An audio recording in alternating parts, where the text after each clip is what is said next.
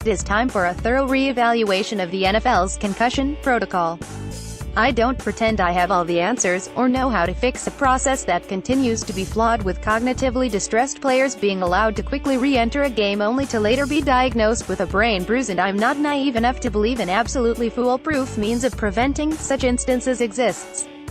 But after reviewing every angle I could get my hands on from the Fox broadcast of Sunday's 49ers-Texans game, during which Houston quarterback Tom Savage was obviously impaired by a blow from his head hitting the ground, I know the NFL and NFL Players Association can do better.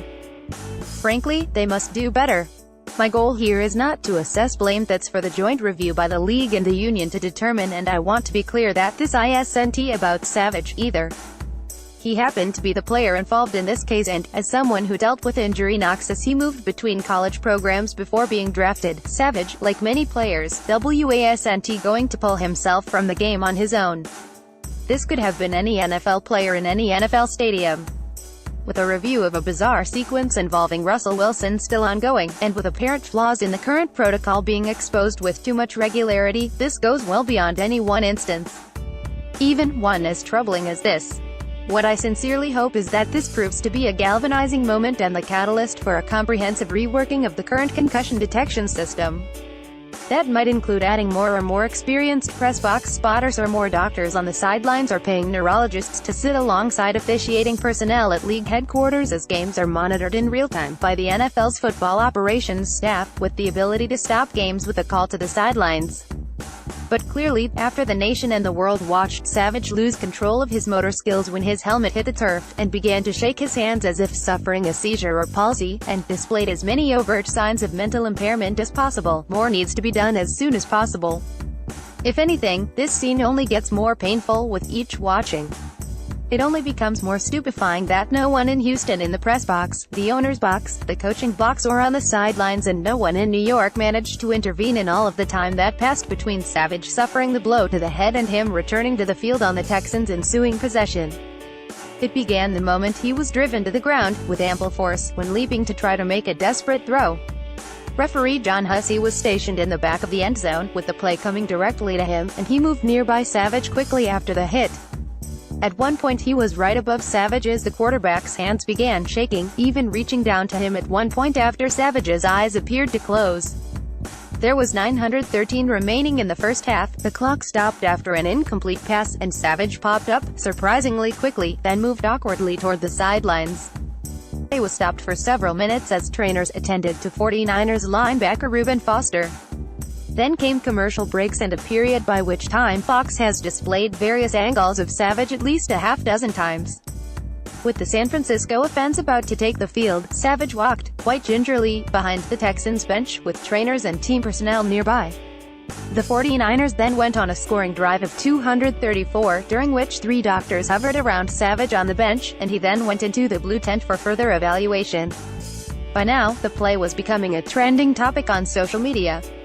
Savage's reaction on the ground looked quite similar to Joe Flacco losing control of his hands after a concussion earlier this season, which took him out for the rest of the game, yet there were no obvious signs on the Texans sideline that backup TJ Yates was coming into the game. None of the game officials did anything. No Texans coach on the sideline or upstairs did anything. No team official did anything. The various doctors, neurologists and trainers on the sidelines had deemed Savage fit to get back into the game. He handed off to Lamar Miller, who was promptly injured on that carry, creating another delay in play. No one intervened. No one in Washington, D.C., where the NFLPA is located. Nothing from New York. Savage dropped back to pass on second down, seemed to cower a bit, looking anything but comfortable, and missed his target by a wide margin. The ball sailed helplessly away. Savage continued to put his hand to his mouth, repeatedly, and bent over, walking very gingerly again. On 3rd and 11 he seemed to flinch a few times at the oncoming rush, then threw a pass that didn't even reach the feet of the intended target. Again, his hands kept going to his mouth, covering his lips, but there was no play call to hide and no obvious reason for the action. He might have been entirely unaware. Now, with a little over 2 minutes left in the half and Houston getting the ball back, the Fox sideline reporter said Savage wanted to go back in, but was held back by doctors and team personnel. Savage walked slowly off the field with his helmet still on. Yates took over at quarterback and another concussion protocol investigation was about to begin. Eventually, the league will make an announcement about whether any discipline to the Texans or the sideline personnel or the press box spotter is due. As we've come to know, fines and loss of a draft pick could be involved. But it needs to go further than that.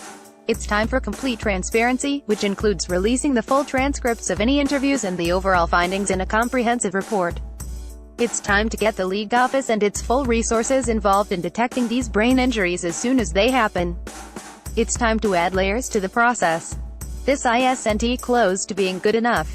More notes: they're not being talked about as much as some other imminent coaching openings, but I'm keeping a very close eye on Detroit, Arizona and Tennessee for possible shakeups.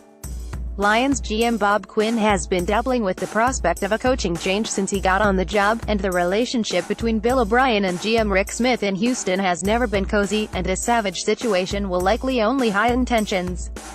And if both teams made changes, seeing O'Brien land in Detroit wouldn't surprise me in the least.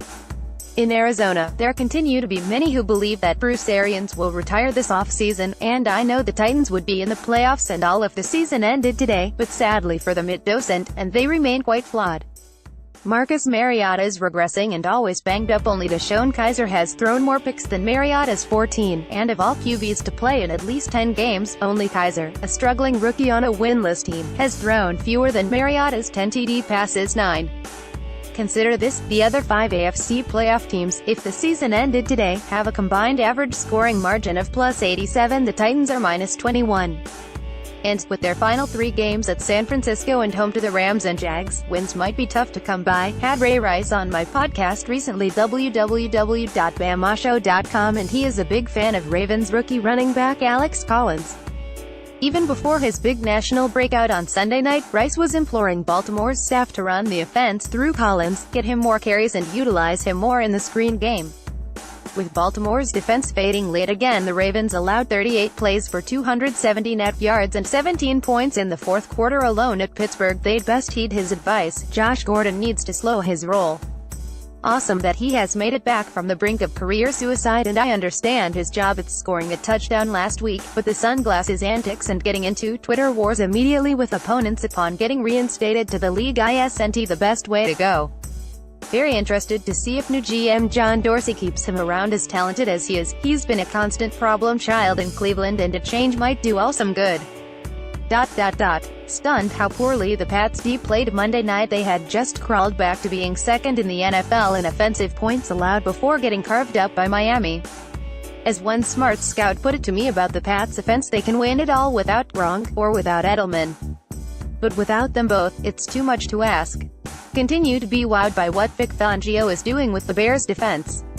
Not much talent at all, but they've been great most weeks. Chicago is the only team without a winning record in the top 10 in the NFL in offensive points allowed, 7th overall. Still think the Chargers can win the AFC West, but has the league office thought over playing a playoff game at tiny Home Depot Center? Not saying I think the Chargers would draw a ton more even in the postseason, but that would be a particularly odd look. A few XX who watched the film gave Darrelle Revis surprisingly decent reviews given how long he was out of football. Maybe he can give the Chiefs a boost down the stretch. So much for the big decisions some teams were making between Eric Decker and Jeremy Maclin when they were released this summer. Decker has 40 catches for 409 yards and 1 TD. Maclin has 39 grabs for 418 yards and 3 TDs. Blah, heard from several teams still shocked the 49ers got Jimmy Garoppolo for just a second-round pick. People around the league love what they are seeing from him.